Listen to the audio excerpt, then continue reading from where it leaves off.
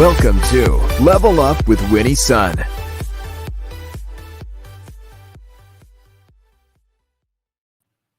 Well, hello, and thank you so much for tuning in. Happy Friday to you. Can you believe it's finally the end of the week? I'm loving this. Welcome back. And how you doing today? How are you doing? Are you excited about the weekend? In fact, for those of you who have weekend plans, definitely shoot them right into comments here. I want to hear what you are doing this weekend. Hello, CrossX Fighter, joining us from YouTube, my friend. Thank you so much for being here for me. And if you're joining us on the replay, a big hello to you as well. I really appreciate you tuning in. It's always so nice to have you with me. A big welcome also to our friends at Modern Mom, because we're streaming to you so that you can stay on top of important business news as well. Let's start with the market. Let you know how we closed for the week. Now, unfortunately, I wish I had better news for you, but unfortunately, across the board, and yes, as you saw in the title, NASDAQ did get beaten down today. NASDAQ closed down 119 points. So those of you invested in technology probably hurting a little bit today. But the good news is if you didn't sell today, there's still time. Now, there's still time for this to recover. The Dow closed down also down 185 points, so almost 200 points there. The S&P down also 30 points. Now, let's just talk about some positive news as we go in the weekend. And that is the news about job growth, because we are seeing, the economies are starting to open back up. A lot of Americans have been vaccinated, and a lot of people are going back to work. In fact, we saw this week's job numbers actually look very, very healthy. Job growth could surpass the 1 million mark in April as the hiring boom starts up again. The economy is starting to come back. We're seeing more employers looking to make new hires. So this is good news. A lot of Americans who've been out of work through much of the pandemic are seeing opportunities start to pop up. We're actually seeing some of these opportunities pop up on Twitter, on LinkedIn, and whatnot. Employers are looking to hire. Now, don't forget, I had mentioned earlier this week about being really, really mindful when you look for those opportunities. Remember, don't give out your credit card or your banking information until you verify that, in fact, it's a legitimate business looking to hire you, and make sure you get the job before you give any financial information. Because as we shared earlier this week, we also know that in addition to employers looking to hire more people, the scam artists are out there as well, posting fake job opportunities. And what they're doing is actually they're scamming many, many Americans, telling them that they need their banking and personal information. And with that, you know what happens next. They take all your money. So definitely be on the lookout for that if you're looking for a new job. Now, other thing I want to mention too is if you've gone through that job transition, maybe you lost your job, you were furloughed, and financially you were just like, I just couldn't deal with that, Winnie. I had my old 401k. I didn't look at that. Well, here's something for you to keep in mind. Now, I created a course. I partnered up with my friends at LinkedIn Learning. This is a bit back, and created a course of how to manage your finances during a job transition. So I wanted to make sure to put that on your radar, because if you've gone through a job transition or you have one upon you, some great information that I've shared, that I've collected over 20 years as a financial professional, that I wanted to make sure to share with you. Now, let's talk about other things. In addition to the economy booming back, job creation coming back, there's still more good news. And that is, as you know, 30% or nearly 30% of Americans now are fully vaccinated, and more businesses are reopening. Air travel is starting to pick up. It's actually been picking up for some time now. And we also are seeing more retail traffic in retail stores, businesses nationwide. In fact, New York City is poised to allow a 75% capacity limitation beginning May next month. And it's actually just like in a week, right? 75% restaurant capacity all over New York City. It'll be interesting to see how that fares. And I'm thinking, from talking to my friends in New York, they're very excited about this, of getting back to normal, be able to see their friends, have a good meal indoors, right? So we'll see how that goes, and hopefully everyone continues to stay safe. Now, on other matters, you may have heard that Amazon reported earnings this week. And in fact, they not just reported earnings this week. They showed such impressive earnings that they way surpassed what the analysts expected them to do, which was already very, very optimistic. Well, Amazon beat that number substantially, so much so because many of us continue to be sheltered in place, and therefore we were limited on how we could buy things, what we could do. So naturally, more people turned to retail shopping. Well, so what they also announced in this week's earnings is that they were moving up Amazon Prime Day this year. In fact, Amazon Prime Day, they're expected to be now in June, 2 days in June. And so you might be wondering, well, why did they do this? Well, very, very smart, the team at Amazon. Think about it this way. If it was later, let's say third quarter or fourth quarter, well, first quarter earnings number were really, really good. And then second quarter numbers were just lackluster. And typically second quarter is a little softer. A lot of investors might feel very, very nervous about this. So Amazon was really smart. They said, you know what? We're just going to move Prime days, if you will, into June. Now, by doing so, not only will, because typically Prime Day garners a lot of business results, but this will also probably lead companies such as Walmart, Target, Best Buy, probably also to do the same because they want to stay competitive against Amazon. So we'll see what happens, but very, very smart. So can we expect also a good second quarter? Well, we're certainly hoping so, and I'm certainly sure that you're hoping so as well.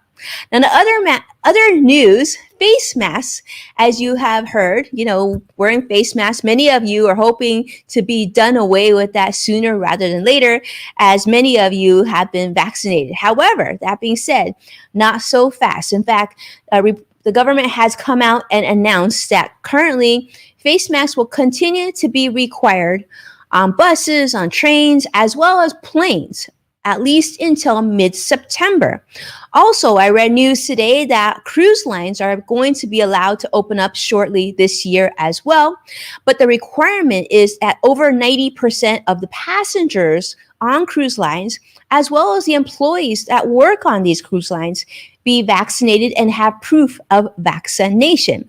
So for those of you thinking that perhaps, you're going to wait till a little later to get vaccinated, or maybe you've already got vaccinated, but you're like, how important is that card?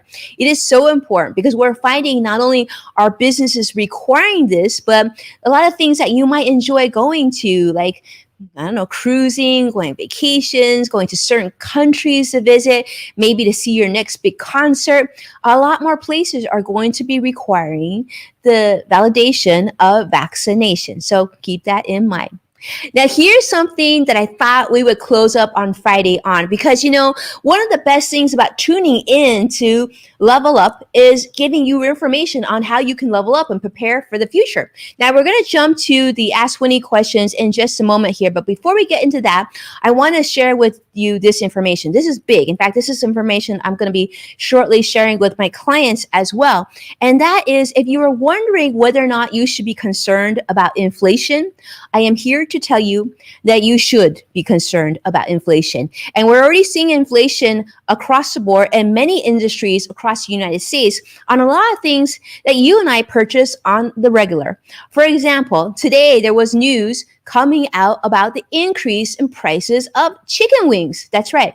So Wingstop, many of you know, they're the chicken wing company. They actually saw bone-in wing prices rise by over 25% in the first quarter, which was considerably lower than the increase of 50%, market rate of 50%. However, just because wing prices went up doesn't mean the rest of the chicken didn't go up. So across the board, if you were purchasing the same part of chicken last year, the prices went up substantially. 25% is a lot.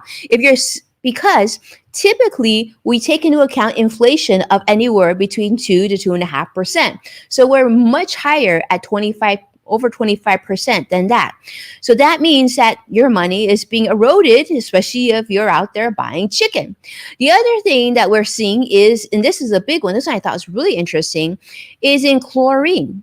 Well, during the pandemic, a lot of people felt like they couldn't go anywhere. And so a lot of Americans actually started beefing up their backyard situation. A lot of people built brand new pools or renovated their pools, improved their pools.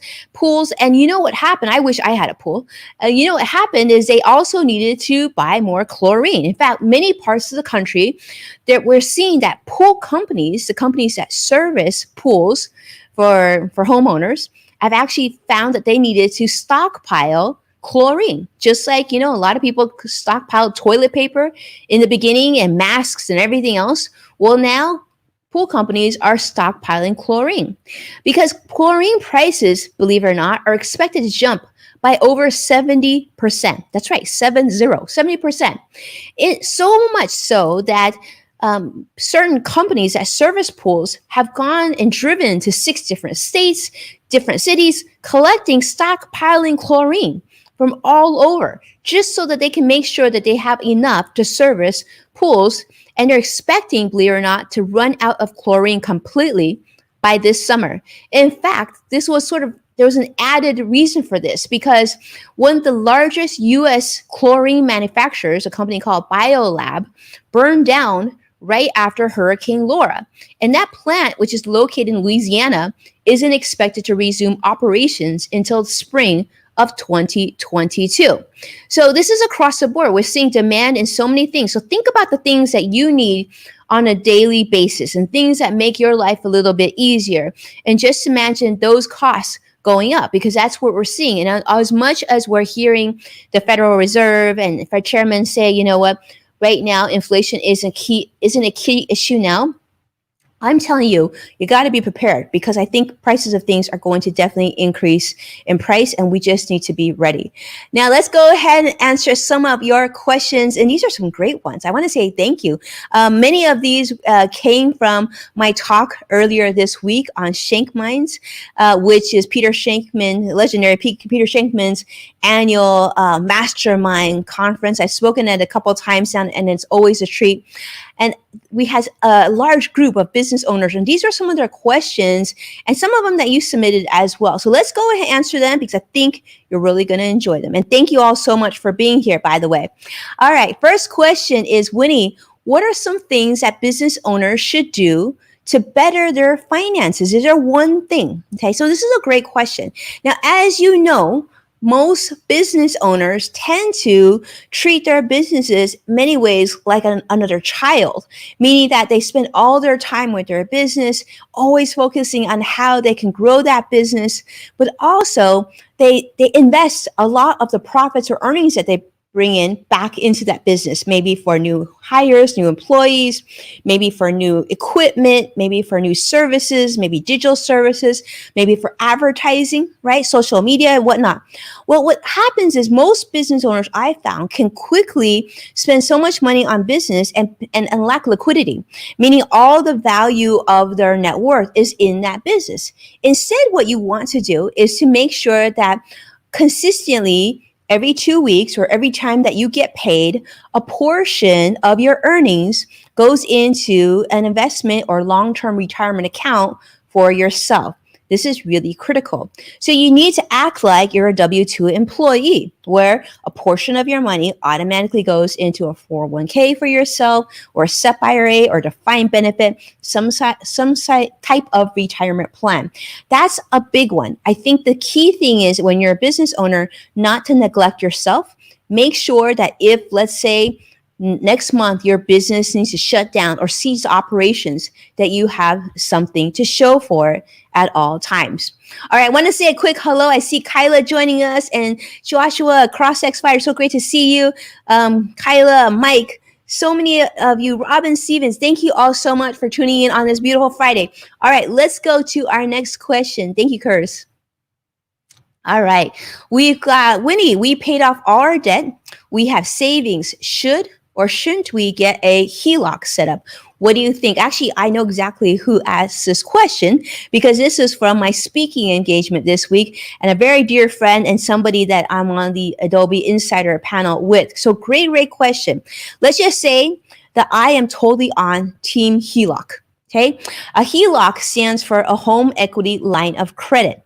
Now, those of you who own a home, right? You might have a mortgage on your home.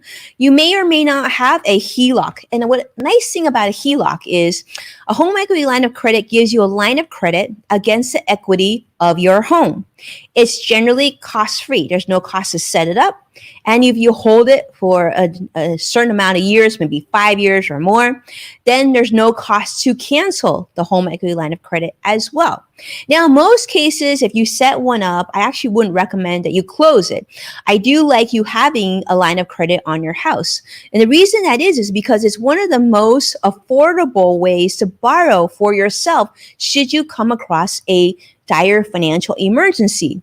For example, my home equity line of credit, HELOC, on my house, interest rate right now is just a little bit above 1%. And as you remember, we just talked about inflation being at 2 to 2.5%. So it's under inflation for sure. It's a very inexpensive way to borrow. And if I needed to use money for some reason, it's certainly a lot more reasonable to me than using credit cards or other ways or going to the bank and asking for a loan. It's a good way to have some liquidity. It also enables me to stay invested in my 401k or my IRA or my Roth IRA because I won't need to touch it. I could use this as a short-term borrowing need. The other thing to keep in mind too is that a lot of banks and financial institutions now no longer provide HELOCs. So if you're fortunate enough to get one to set up on your house, which you still can now, some of the bigger banks, for example, I'm with there's some of the bigger banks like Bank of America and Wells Fargo and Chase, they're still offering these HELOCs, and your HELOC and your primary mortgage do not have to be with the same bank or financial institution. So you could have your primary mortgage with some small mortgage company, and you could have your HELOC from a larger bank. That's totally acceptable. So keep that in mind. So I would suggest if you're even thinking about it, I think you should set one up and don't use it. Keep the line as an absolute worst case emergency line of credit, not as something that you should tap. Now, understand, you know yourself best. You know, when I set up the HELOC on my house, the line was quite big because I have quite a bit of equity in my house. Now, if I was the type of person that would take that money and, I don't know, go to Las Vegas with it or go crazy at the mall with it, then I probably shouldn't have set up the line.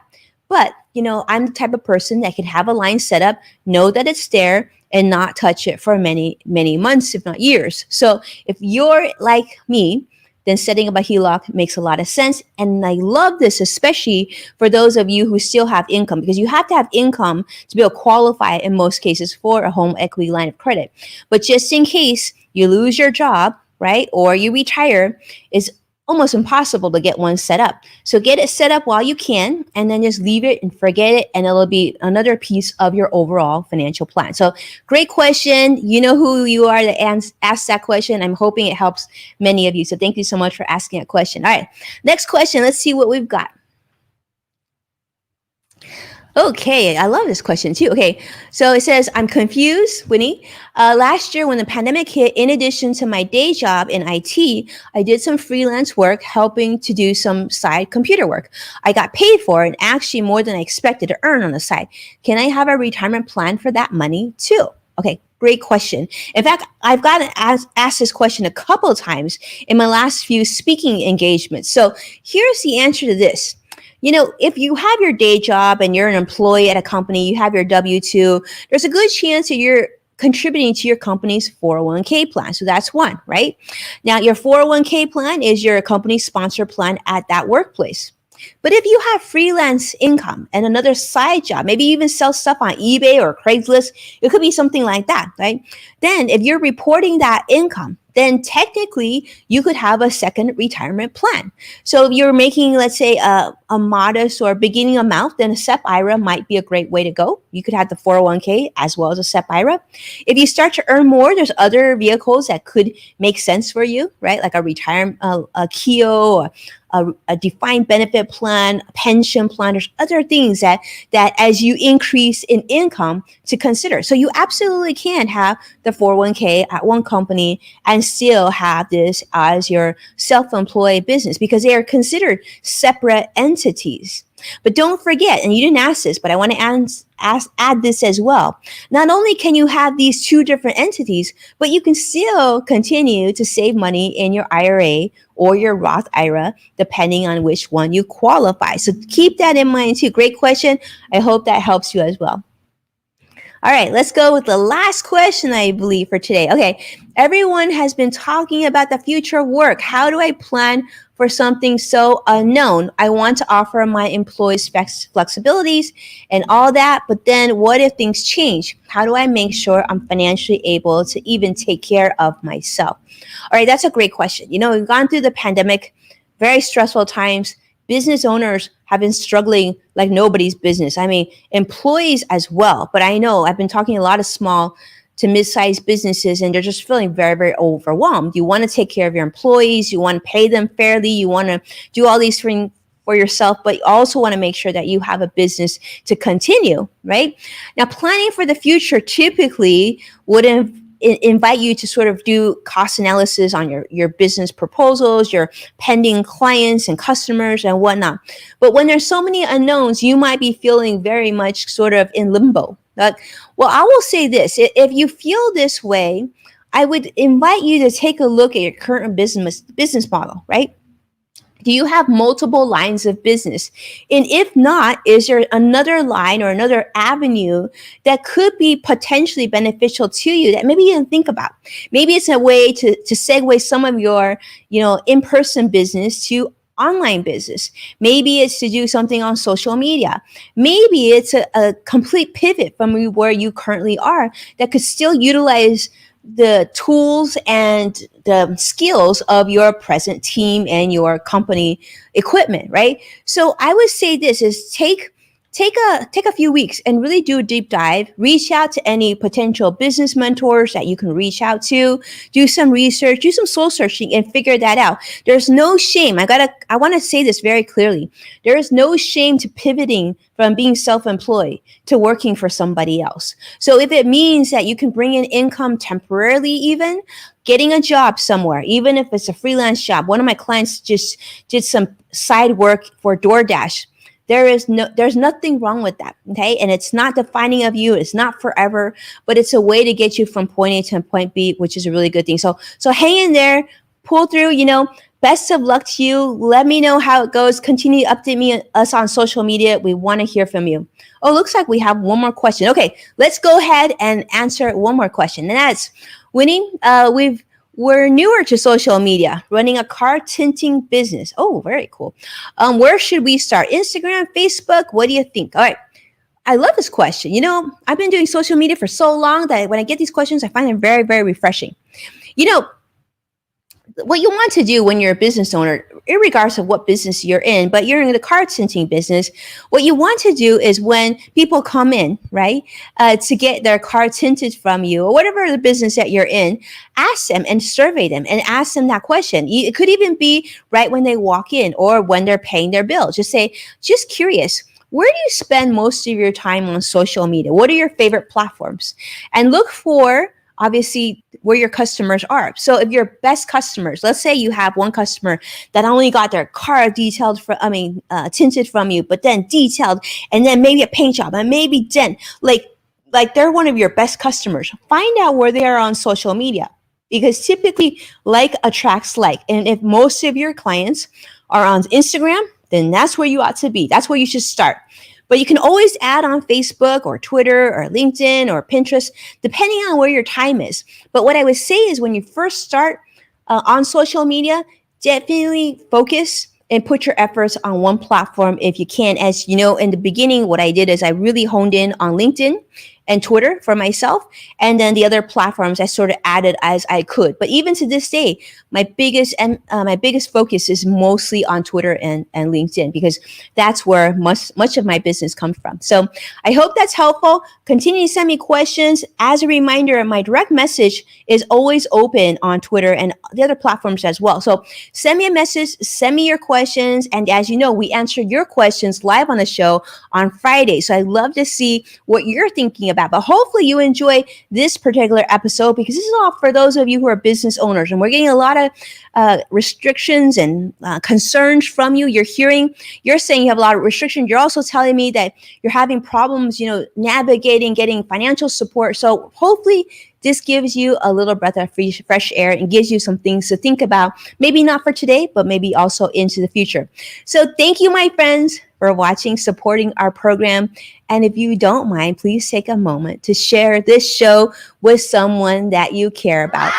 And As a reminder, you can find full episodes of Level Up with Winnie Sun on NASDAQ, Amazon Fire, and Roku. So be well. I can't wait to see you again next week. Have a most beautiful weekend. Take care now.